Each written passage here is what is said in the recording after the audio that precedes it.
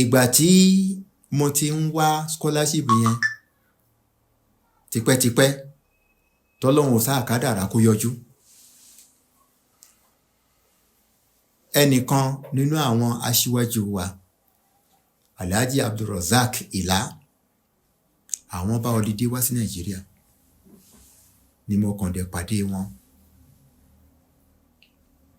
ní 1978 bí mo ṣe kó papers mi fún wọn nìyẹn. Wọ́n dọ̀hùn ní Saudi ní Medina, wọ́n fi jíṣẹ́ bí mo ṣe rí scholarship nìyẹn, tí mo rí ìwé wípé tó kémi náà kí n lọ gba visa àti tíkẹ́ẹ̀tì ní Saudi Arabia Embassy lẹ́kọ̀ọ́. Ìgbà tí èmi náà lọ sí embassy láti lọ gba tíkẹ́ẹ̀tì àti visa, níṣe ni ambassador ń sọ fún mi wípé Cairo ni wọ́n fi tíkẹ́ẹ̀tì mi ránṣẹ́ sí, wípé kí ni mo tún wá ṣe Nàìjíríà. Cairo ti Egypt. Bẹ́ẹ̀ ni. Mo ní rárá, mi ò máa kúrò Nàìjíríà, àṣẹ ń ṣe lórúkọ èmi pẹ̀lú ẹnìkan papọ̀. Ohun tí mo fẹ́ sọ yìí, òun ló máa jẹ́ kẹ́ mọ̀ kí ni reason tí mo ṣe fi Adéjẹ̀bú wí pẹ̀lú orúkọ mi. Orúkọ tèmi ni Rọ̀fíì Owónlá Bùsẹ̀rí. Adéjẹ̀bú wíwá pé ẹnìkan wá tó ń jẹ́ ọmọ Benin Republic.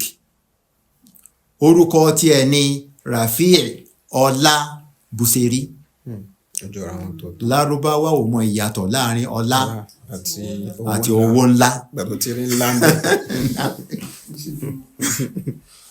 Bí tíkẹ́ẹ̀tì méjì ṣe papọ̀ lọ́wọ́ ẹni tóun ti already wà ní Cairo nìyẹn.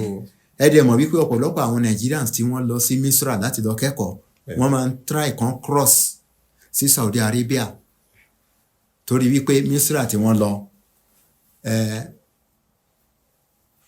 owó tí wọ́n máa fún wọn gẹ́gẹ́ pocket money kò lè dàbí ti Saudi Arabia. In fact ọ̀pọ̀lọpọ̀ wọ́n lọ síbẹ̀ tán sponsor ara wọn ni. So òun yẹn náà ti try láti cross sí Saudi Arabia.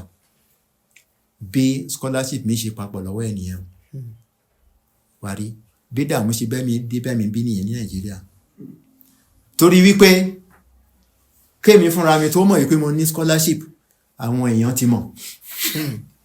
Àwọn èèyàn tó sùn. Bẹ́ẹ̀ ni àwọn èèyàn ti mọ̀. Ẹ wá di wípé kí ló dẹ̀ ń dá dúró, ṣe bó sọ pé òun lọ ni, kí ló ń dá dúró. Ìgbà tí wọ́n wá tún wá gbọ́ wípé wọ́n ti fi tíkẹ́ẹ̀tì tiẹ̀ ránṣẹ́ sí gbogbo ní àti sọ fún pé kí yẹn kì í ṣọ̀nà ẹ̀. Òun ló kàn nú orí mọ́. Gbogbo yẹn jẹ́ nǹkan tí ó túbọ̀ kó ìdààmú bá mi. Ìgbà tí ìdààmú yẹn wá pọ̀ ni àwọn èèyàn mẹ́ta kan náà foríkorí, torí wípé níṣe ni mo bẹ̀rẹ̀ sí ní máa kọ lẹ́tà ránṣẹ́ sí wọn ní Medina gbà yẹn.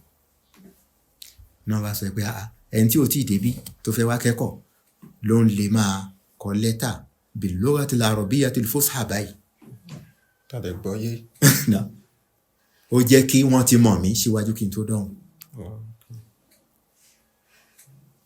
Ìgbà tí mo ń kọ lẹ́tà yẹn sí wọn, wọ́n fèsì, wọ́n ní àwọn ti fi tíkẹ́ẹ̀tì ránṣẹ́ sí mi again, ṣùgbọ́n kò dọ́wọ́ mi.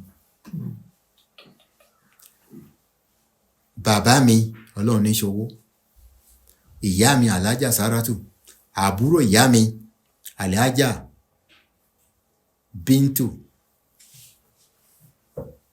Ọ̀ndàràrà, àwọn mẹ́tẹ̀ẹ̀ta yẹn ni wọ́n wá kó nǹkan tà nínú ilé láti fi ra tíkẹ́ẹ̀tì fún mi.